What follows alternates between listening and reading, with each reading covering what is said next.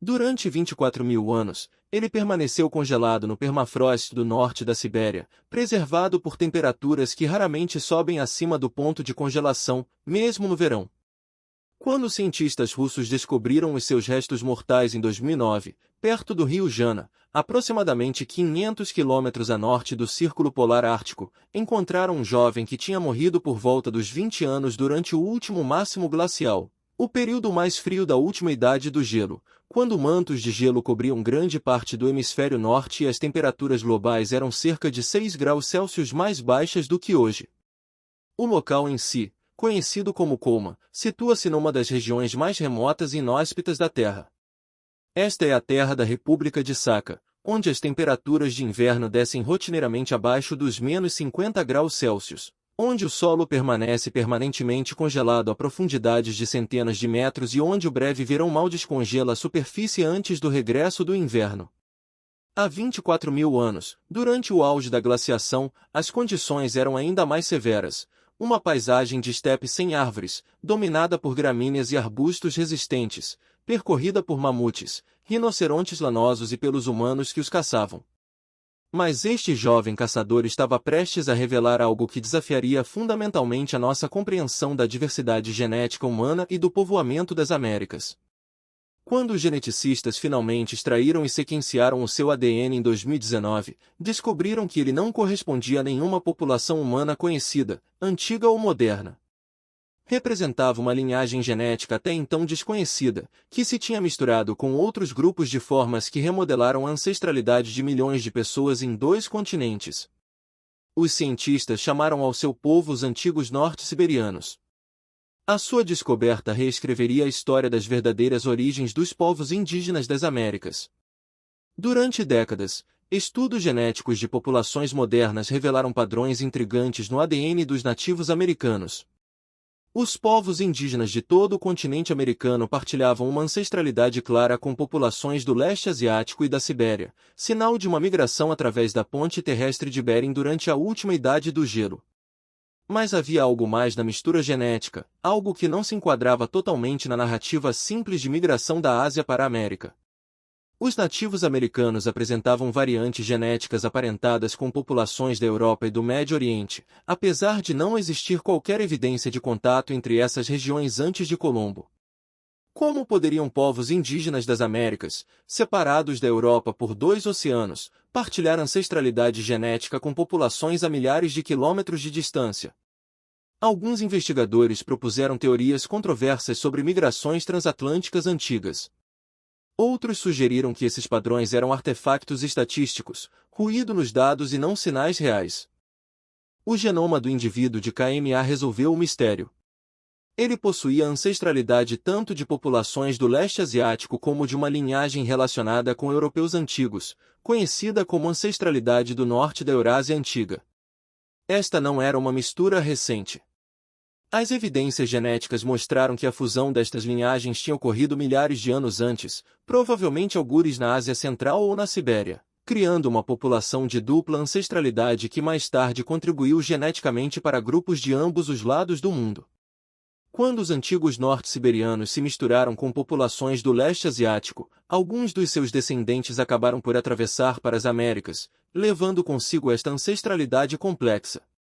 Isto explicava por que os nativos americanos apresentavam ligações genéticas tanto a populações asiáticas como a populações relacionadas com europeus, não devido a migrações separadas de ambos os continentes, mas porque a população fundadora que entrou nas Américas já transportava uma ancestralidade mista proveniente de uma população siberiana que já não existe de forma não misturada.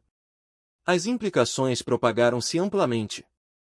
O jovem de Colma representava uma população que esteve disseminada por todo o norte da Sibéria durante a Idade do Gelo, adaptada ao frio extremo, caçadora de megafauna na estepe dos mamutes e geneticamente contributiva para grupos que acabariam por povoar continentes inteiros.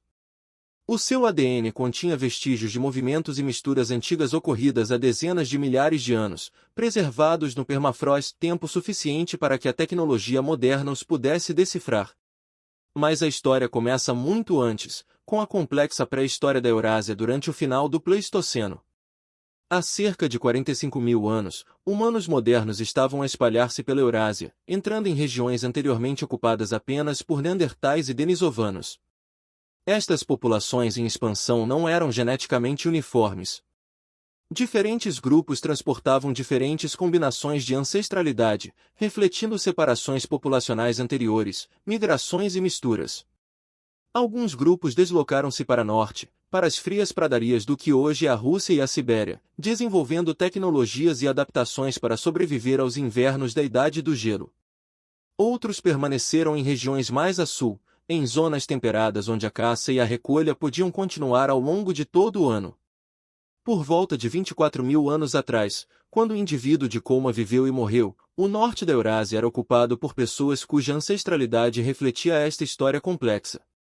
Estudos genéticos de outros restos antigos de toda a Eurásia revelaram várias populações distintas a coexistir simultaneamente, os antigos norte-eurasiáticos na Sibéria, os antigos eurasiáticos ocidentais na Europa e no Próximo Oriente, e linhagens do leste asiático na China e no sudeste asiático.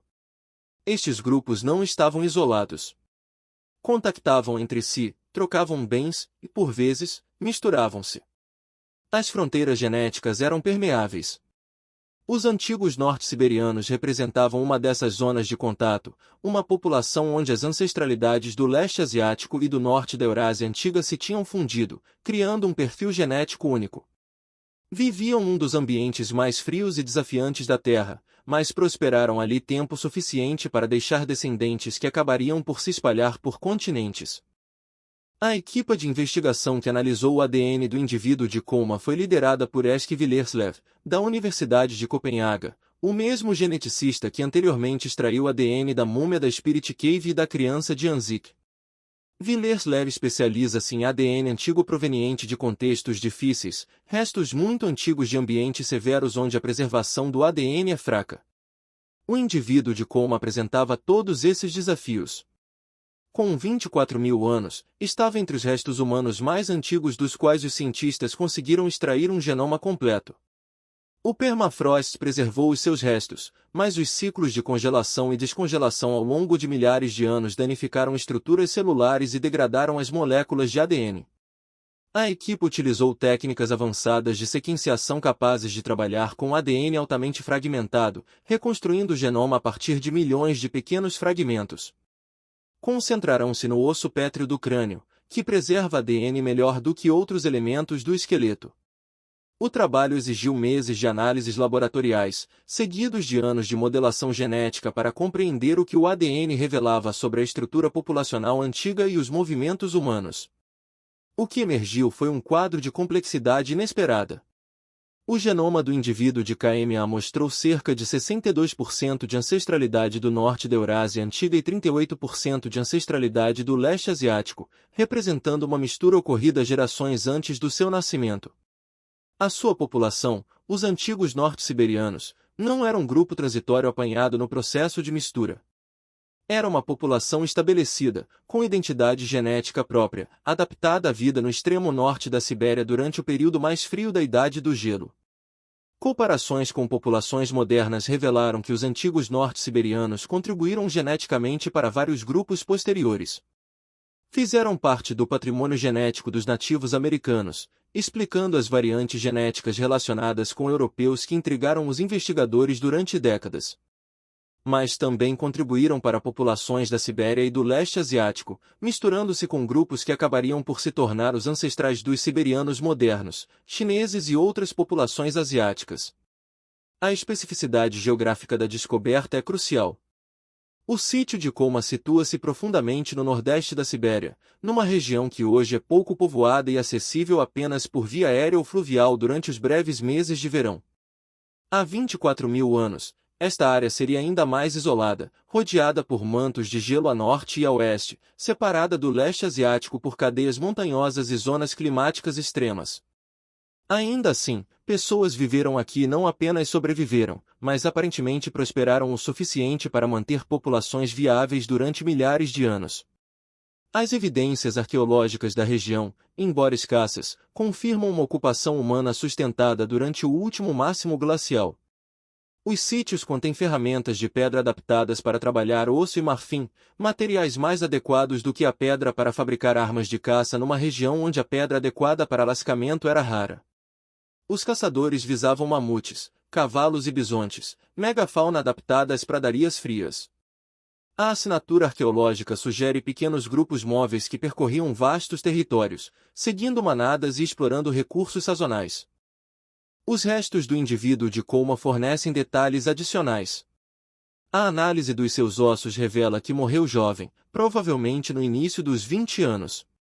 Não há marcas evidentes de trauma que indiquem a causa da morte. Não existem ossos partidos, marcas de corte ou sinais de violência. Talvez tenha morrido congelado durante uma expedição de caça. Talvez uma doença o tenha vitimado. Talvez um acidente não tenha deixado vestígios esqueléticos. O permafrost que preservou os seus restos durante 24.000 anos não preserva respostas para estas perguntas. Mas o seu genoma preserva algo ainda mais valioso, um registro de populações antigas e dos movimentos que moldaram a diversidade humana no hemisfério norte. Uma das descobertas mais significativas foi a relação entre os antigos norte-siberianos e os primeiros americanos. Estudos genéticos anteriores tinham identificado 3 populações fundadoras que contribuíram para a ancestralidade nativa americana, uma população relacionada com os modernos asiáticos orientais, uma população relacionada com os antigos norte-eurasiáticos, em alguns casos, um terceiro componente relacionado com populações do Sudeste Asiático e da Oceânia. O genoma do indivíduo de KMA esclareceu como estas diferentes ancestralidades se juntaram. Em vez de migrações separadas a partir de diferentes populações de origem, a mistura genética ocorreu na Sibéria antes de qualquer travessia para as Américas. Os antigos norte-siberianos, com a sua mistura de ancestralidade do leste asiático e do norte da Eurásia antiga, misturaram-se com outros grupos do leste asiático na Sibéria, criando a população que acabaria por atravessar a ponte terrestre de Bering. Esta população fundadora transportava contribuições genéticas dos antigos norte-siberianos, explicando por que os nativos americanos apresentam componentes ancestrais tanto asiáticos como relacionados com europeus. O fator temporal é importante. O indivíduo de Colma viveu há 24.000 anos. As estimativas genéticas sugerem que a população fundadora das linhagens nativas americanas se separou das populações asiáticas há cerca de 20.000 a 25.000 anos. Os antigos norte-siberianos eram contemporâneos ou ligeiramente anteriores a esse evento fundador. Estavam no local certo, no momento certo e com a composição genética certa para contribuir para a população que acabaria